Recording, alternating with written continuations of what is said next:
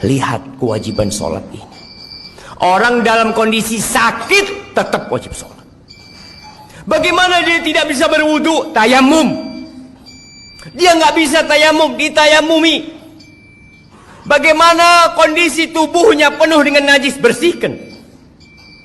Karena ada orang-orang ketika sakit masuk rumah sakit, sepekan, 2 pekan, sebulan tidak sholat. Keluarganya tidak mempedulikan sholatnya dia. Keluar. Sebagian mengatakan, nanti kalau saya sembuh saya akan sholat. Siapa yang menjamin engkau keluar dari rumah sakit sembuh? Meninggalkan sholat itu dosa yang lebih besar daripada zina. Lalu sebagian kita meremehkan sholat yang 5 waktu, merasa udah jadi orang baik karena dia tidak berzina, dia tidak main judi, dia tidak minum khamr, tapi dia tidak sholat. Penghuni neraka ketika ditanya, masalakakum fi saqar, apa yang menyebabkan kalian berada di neraka Saqar? Apa jawab mereka? Lam naku minal musallin. Kita bukan termasuk orang-orang yang mendirikan sholat. Sebagian orang, Masya Allah, sebelum masuk jam kerja sudah ada di tempat kerja.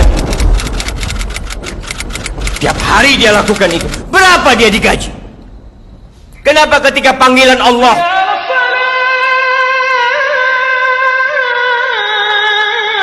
tidak peduli untuk datang ke rumah Allah? Rumahnya berdampingan dengan rumah Allah Jalla Jalaluh.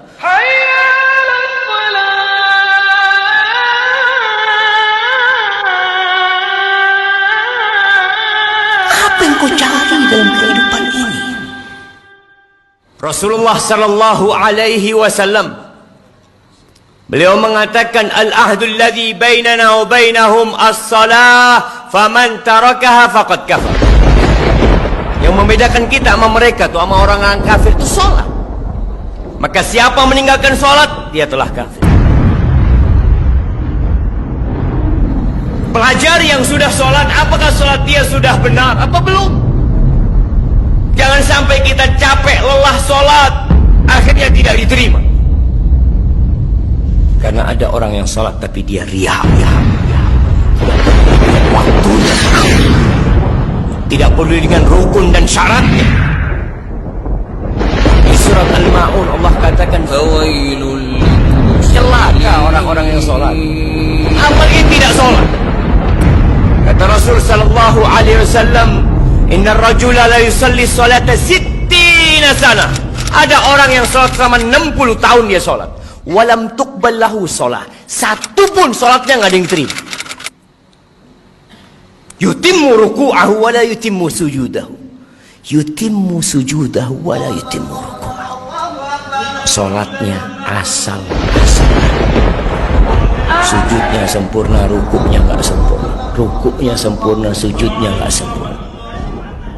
Bismillahirrahmanirrahim. Ya ayyuhalladzina amanu ruk'u wasjudu wa'budu rabbakum waf'alul khaira la'allakum tuflihun.